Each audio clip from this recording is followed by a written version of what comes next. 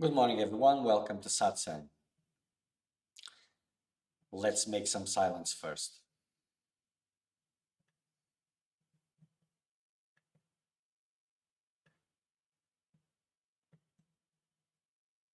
May I have the clarity. May I find the strength. May I find common sense enough to dedicate all my time without any interruptions to my quest for freedom.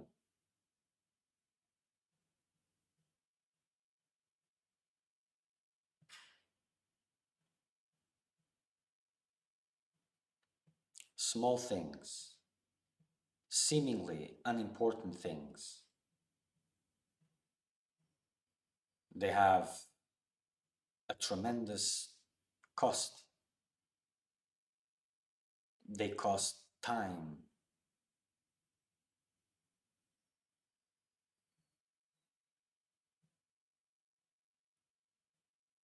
And time is the most precious asset.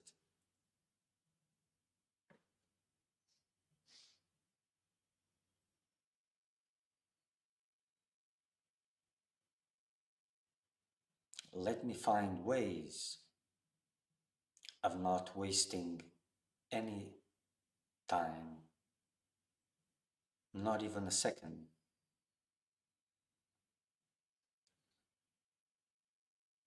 so that liberation may be possible.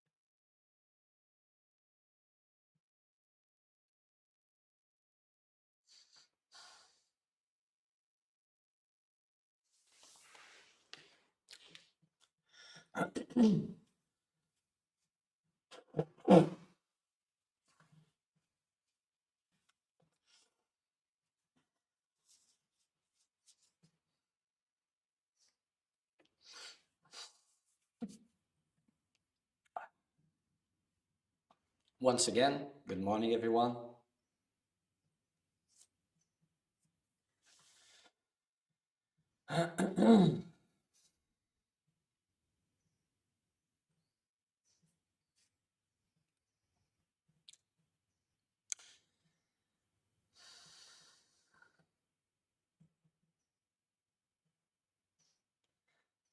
So time.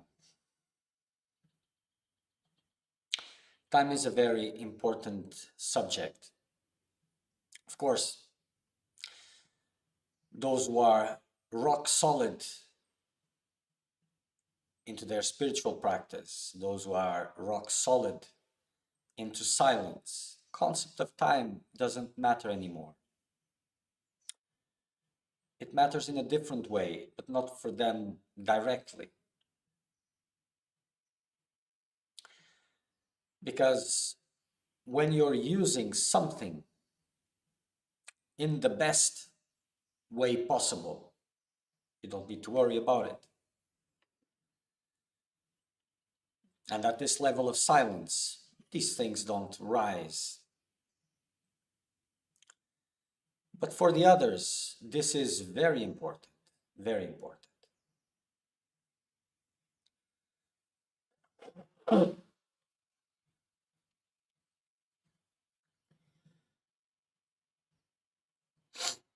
There's many theories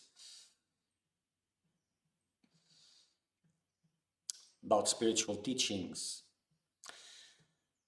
but in the end, for all, more or less, what counts is if the process is alive, if the practices are intense. And it's very easy, or easier, because nothing is really easy, but it's easier, quite easier, to transform outer circumstances, reshape outer circumstances than those, let's call it inner, but they are not inner circumstances, they are more intimate circumstances, more closer to this identity center. But just as a way of putting things, let's call it inner.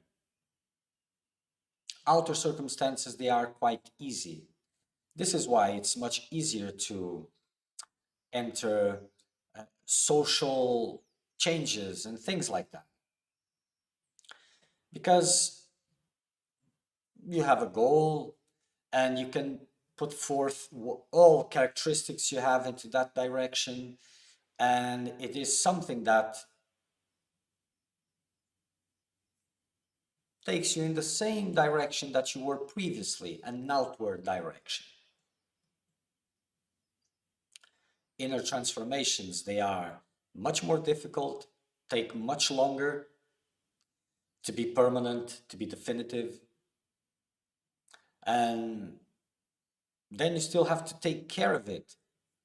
Well, you did if you stopped, but there's no stopping. Or else it goes back again.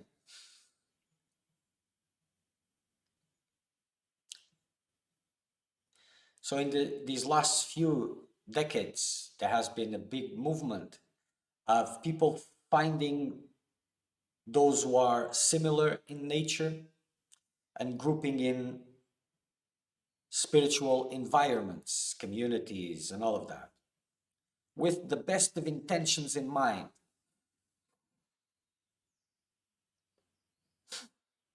And as some of you that are in this condition have realized, others are in the process of realizing, it doesn't really work that well. Well, if the core of it is spirituality, if it is the spiritual process.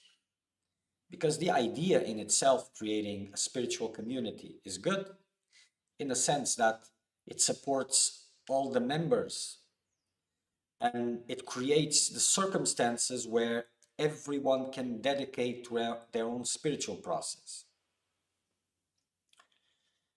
But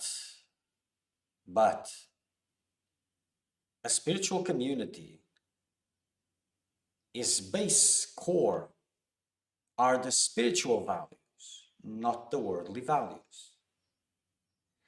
And the spiritual community, that entity, it's an interface with the world. It works in the same languages as the world. It has to function in the world. So it's complicated because it is supposed to uphold higher values, but it has to deal with these lower values. And this is where things get lost, usually. Because as it is growing, or trying to grow to be self-sustainable, many challenges come in the way. And people sometimes get too hasty on these things and they take shortcuts that are not very good. But as this community is diving into these worldly values, striving to earn their pay, their support, and all of this, usually either spiritual practice ceases or it gets corrupted. What does this mean, getting corrupted? I've spoken a little bit. I don't usually talk much about these things because in a way they are unimportant. But like I spoken previously, there are many interests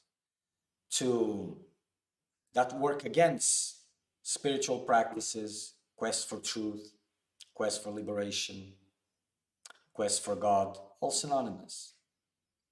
And they work actively. And if they cannot stop your serious work, they will try to twist it. If they cannot twist it nor stop it, they will try to hurt you. But this is the bread and butter of the seeker of truth, of his world, of his reality, if he is one. Eventually, at some point, you will have to deal with some of this in some way, in some sort, knowingly or unknowingly.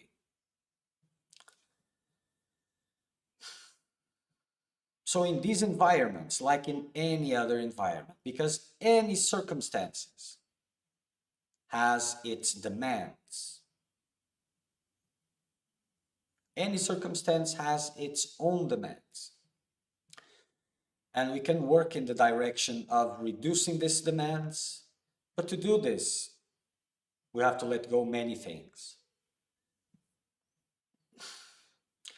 We have to live into the uncertainty of life. And human nature is against this principle because this goes against the need of control. So full of best intentions, things usually go sideways. It dies. The spiritual part of it. Because the purpose of a spiritual community is to create the circumstances where each and every member can dedicate fully to that practice. So this is the alignment.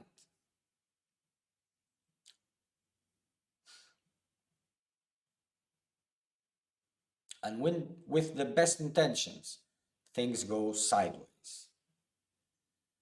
Because in the present circumstances,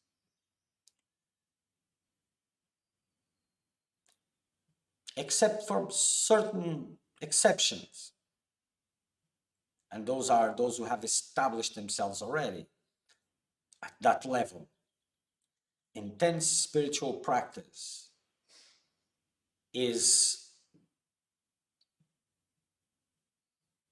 the main pillar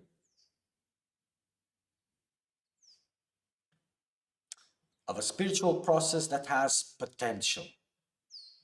Potential, because it is the mechanism by which creates the flame,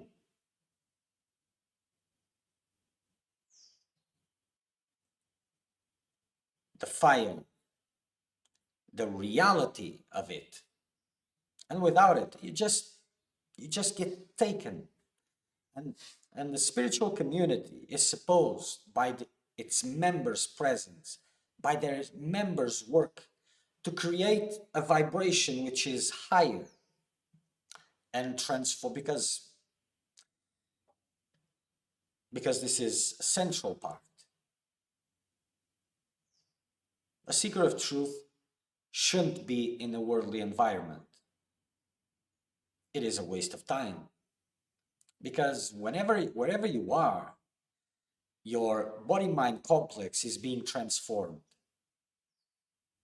So if you're surrounded by worldly people, and if you're in a spiritual community,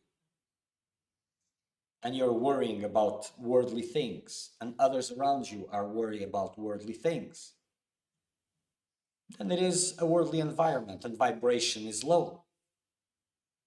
Your body-mind complex is feeding on this and transforming according to it.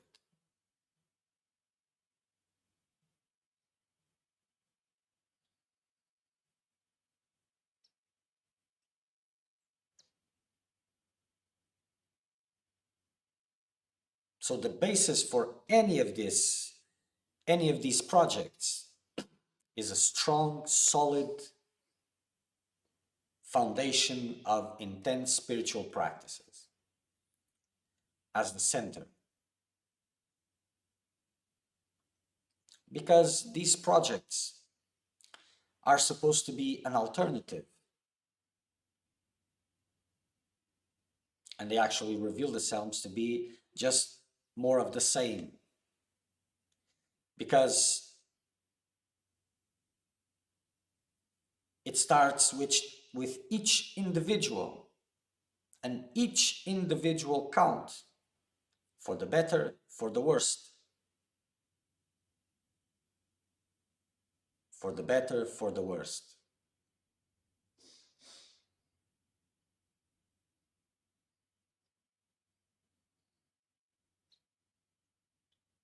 So either in group, either alone, it is always alone. And either there are flames there, real flames, or there is not.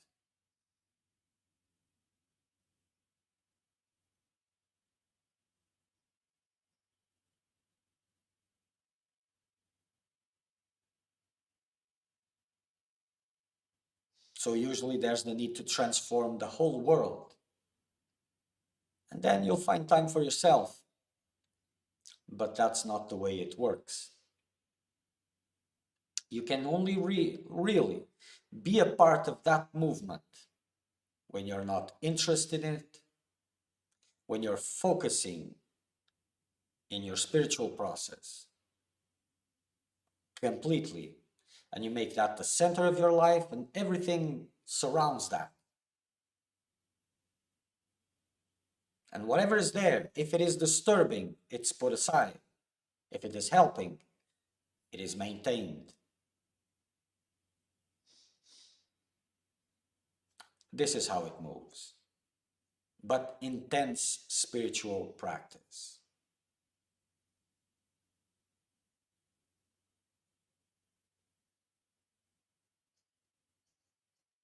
Because it is time. It is time. And in the best circumstance scenario, because studies, spiritual studies, they are almost meaningless if they are not coupled with intense meditation. It doesn't make much of a difference. There's exceptions, of course, but rare ones. So just in case, take it for yourself. And don't stick to concepts only. Don't believe what I'm saying. Don't distrust it also. Test it.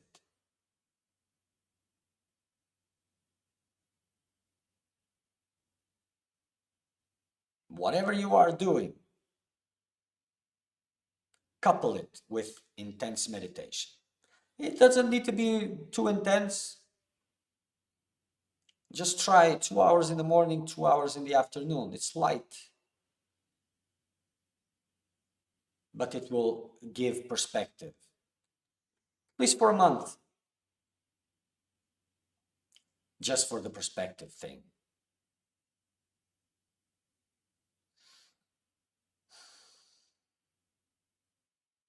Because what you can perceive now is according to where you are. Intense meditation opens up the horizons.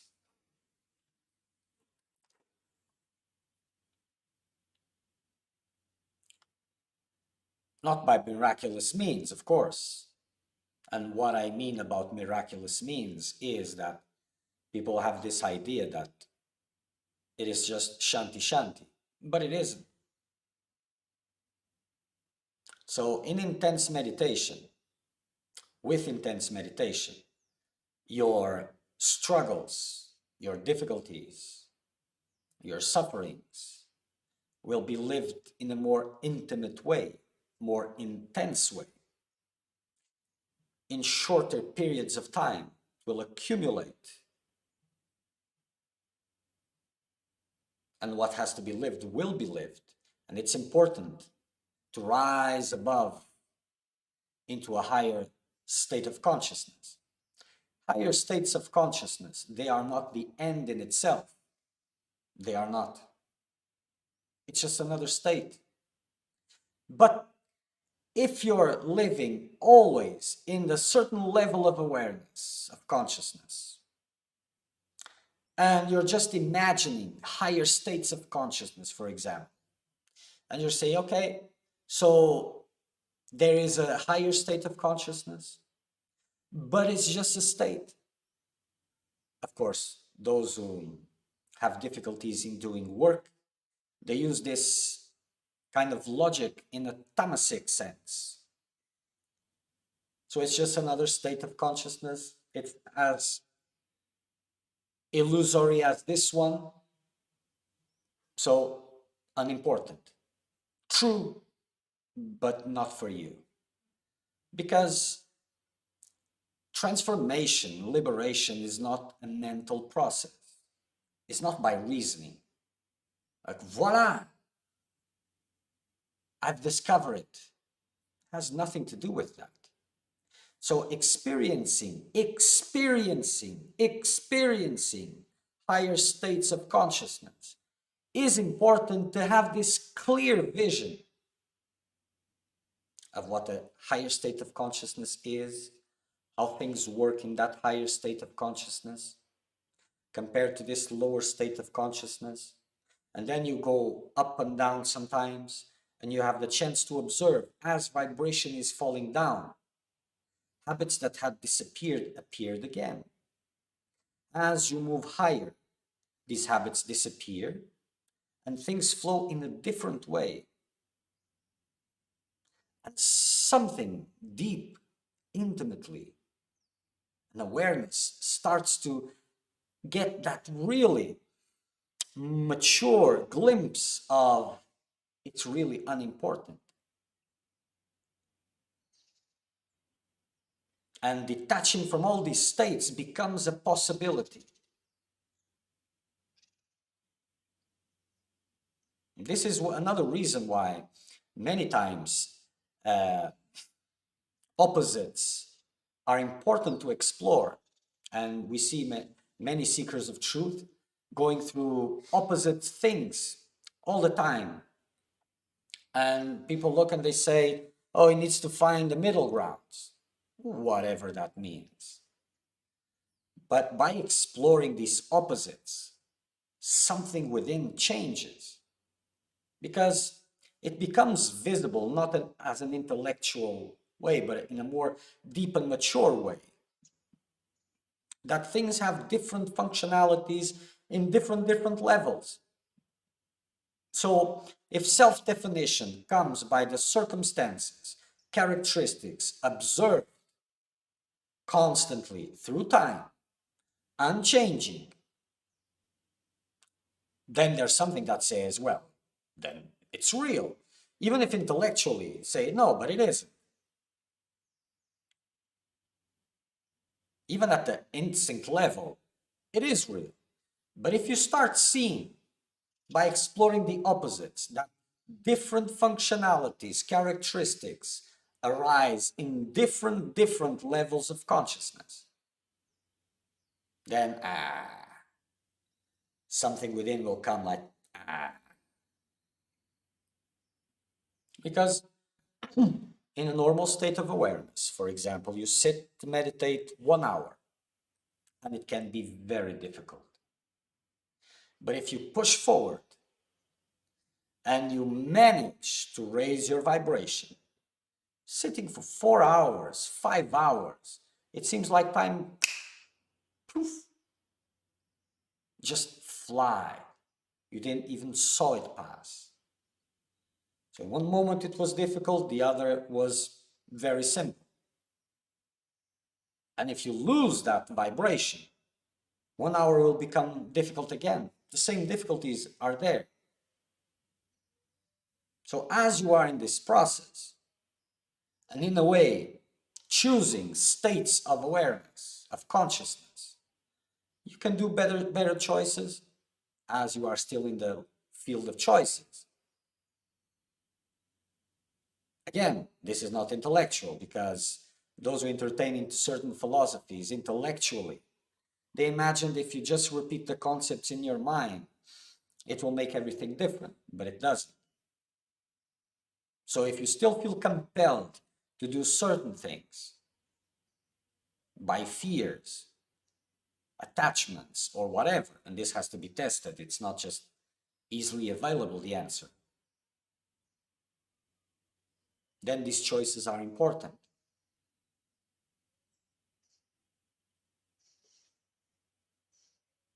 And as you explore higher and higher states of consciousness, things become more and more visible from every perspective, even of the physical body. It will have certain functionings in a worldly life, in worldly activities. And if you're focusing intensely in spiritual practices, it will function in completely different ways.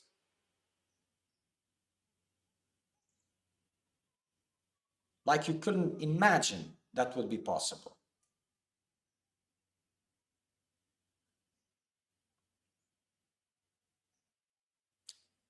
In a sense, it's like someone that never traveled out of its own country, out of its own province,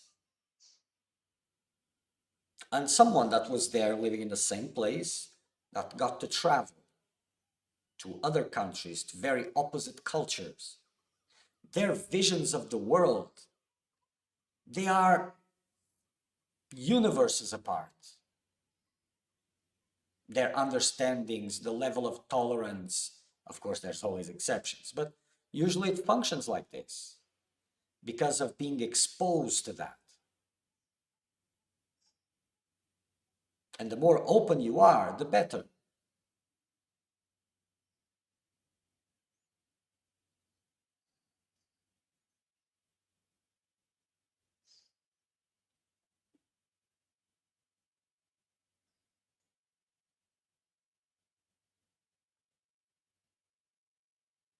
Haven't you noticed that time flies? It has a reason for that. And as people see time flying, they imagine, they think to themselves that they have to be happy fast. And it is true. But only the problem is that they confuse happiness with circumstantial happiness. And that's not the name of the game. That's a completely different ball game. Time is very, very important. Each day, each hour, each minute, each second is important. Where are you putting your time?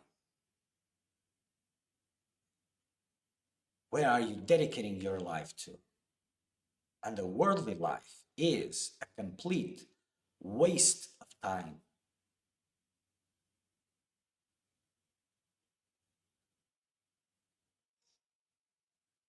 And for a seeker of truth, for the one who has the calling, this is a profound source of suffering. Just not aligning oneself with that. But it's not easy. Of course it's not. Because the struggle is within. The resistances towards liberations are within. Are that which you call yourself still. And people engage in many transformations in the personality level because they haven't seen this. They haven't understood this. They didn't see it. So how can they understand it? And those who are teaching also, they have no clue about it. But when you know that in different levels of consciousness, everything changes at the level of the body-mind complex, even if you can touch it just for a split second, you can see it. Of course, you will doubt it, your mind will doubt it, because, like I said, you are the obstacle. And at the end of the day, you choose what you believe. What kind of life are you living? Just a worldly where just these laws, observable laws, are the importance, or you're living a divine life? You choose. But even if you can see it for a split second, you will see that these observable characteristics disappear. Other things are observable. Things that I don't understand, that are not normal by my normal standards of what's normal. Even for a split second, it changes. And if you can remain longer, you will see this longer. And sometimes it can just stay a split second because everything which is there from the body-mind complex jumps in to bring back normality, normalcy. But it's visible, even for a split second.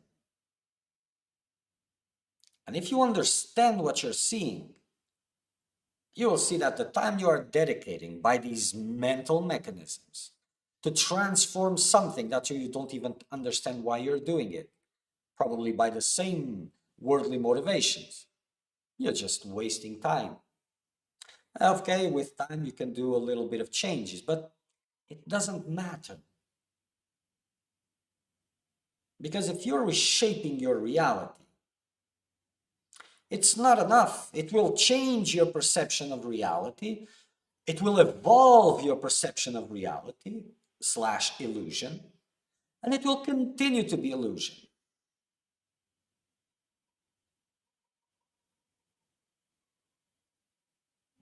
So sometimes it is important to maintain these higher states of consciousness, to dissolve the more solid structures. But there's this idea that seekers always try to retain this level of consciousness, these higher states that they reach. And okay, it is good in a way, but it's not really the main thing. The main thing is to see, to experience them, and to look at your normal state of awareness, what you call normal state. Like the example in another context, in a higher context, but it's more or less the same, that I use to give a glimpse of the nature of what you call reality, which is illusion, by comparing with the dream. Because in the end, it is you, not you, the identity, from what you can grasp there from that experience, not identity, but identity, which is the background of that body-mind complex, and the background of the body-mind complex that arises in what you call the dream. It is same identity.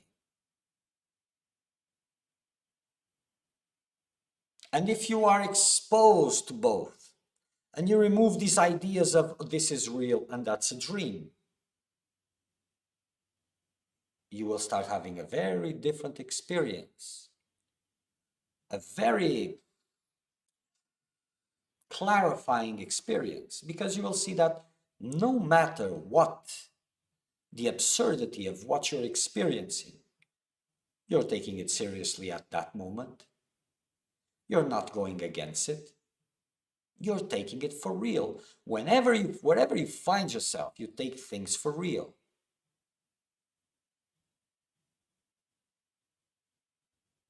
And when you look at things from this perspective, oh, it changes a lot. So experiencing different levels of consciousness also changes deeply the structures in what you base as reality. And things will stop having that impact they had before. And this is where the glue that solidifies illusion starts fading. It doesn't hold on to.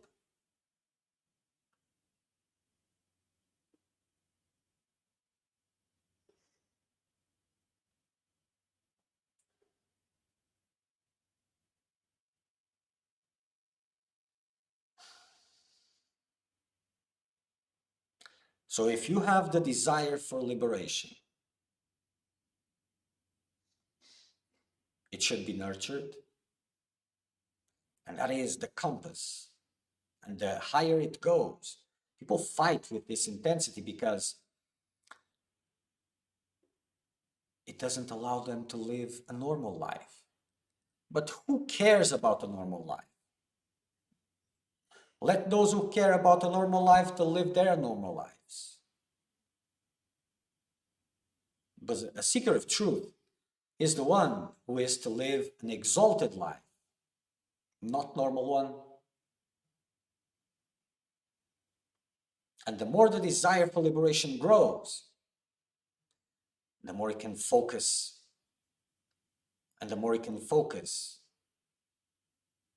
the more time you can put, the more quality time you can put in it, because there is time put into spiritual practice, all the time becoming a spiritual practice, and there is quality time.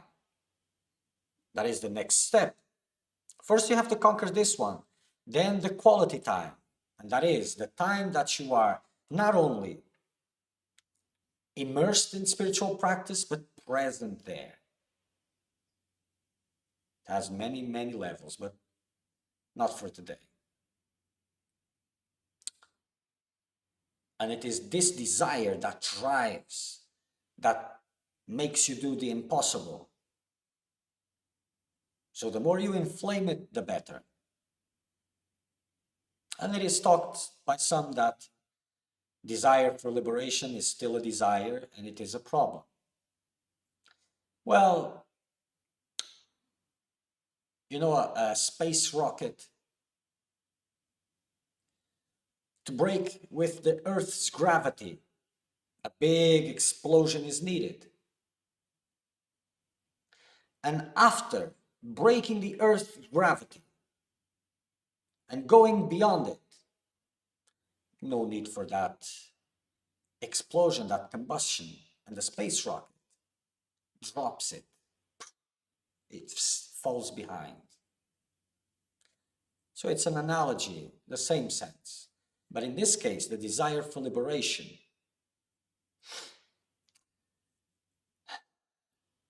it brings restlessness because it is pointing you that you're not doing the best you can.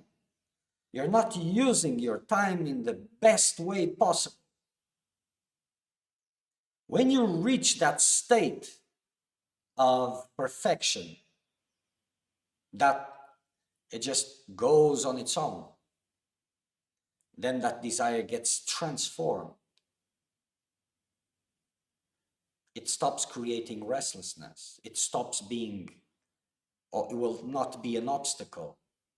It will never reach that.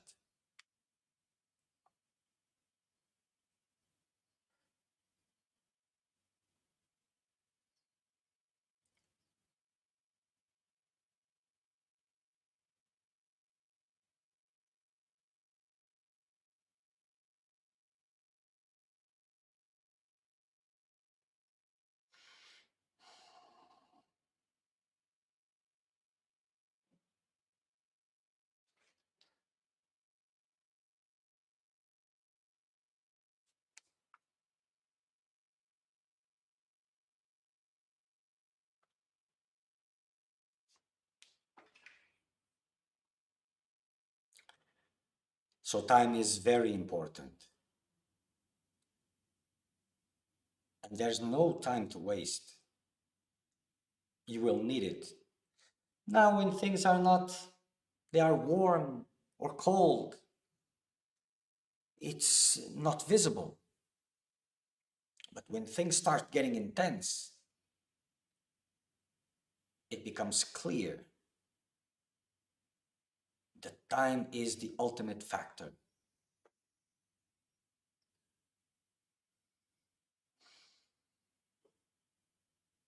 It's not by chance that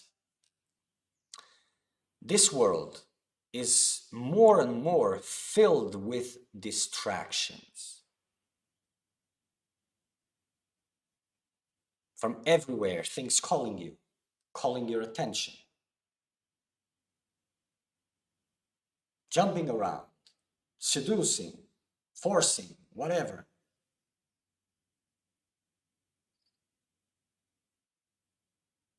Okay, just one more ride. Okay, just one more ride.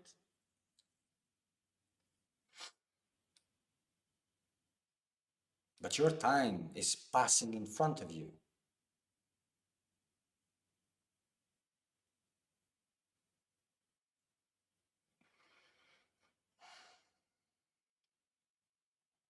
And time is also the prison. Not visible when you're distracted, but when you want to focus, it will be visible also.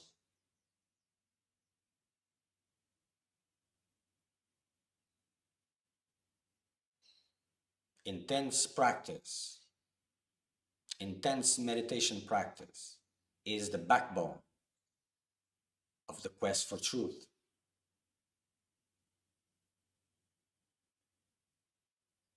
Mild practice talks about a balance. A balance in what? Worldly life, spiritual life. What is this? Nothing.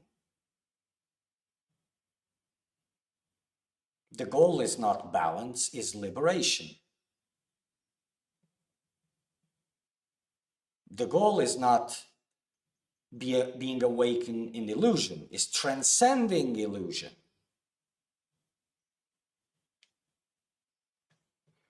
And there is no such thing as balance also. But that would be a long one. There are choices.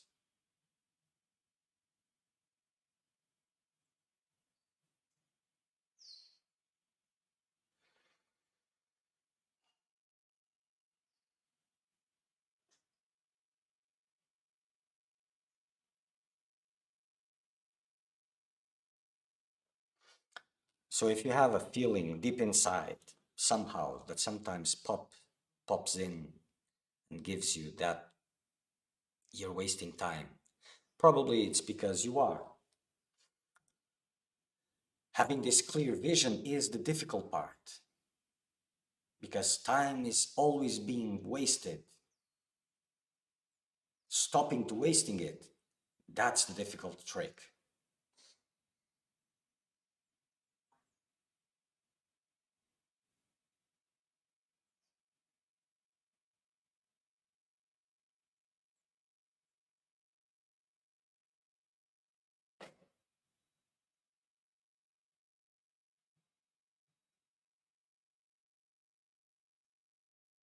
And without that intense meditation practice, you're helpless.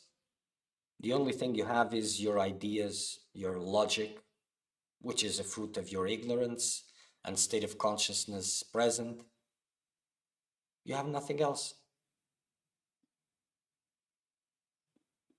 So, how can you transcend if you're stuck? How can you get out from the labyrinth if your eyes are closed?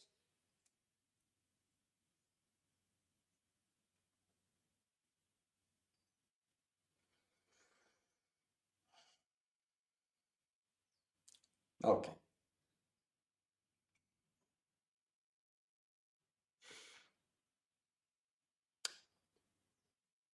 So for today, that's it. Next satsang will be Wednesday, Brazilian time, UTC -3. Until then, make the best use of your time. Make it real. That's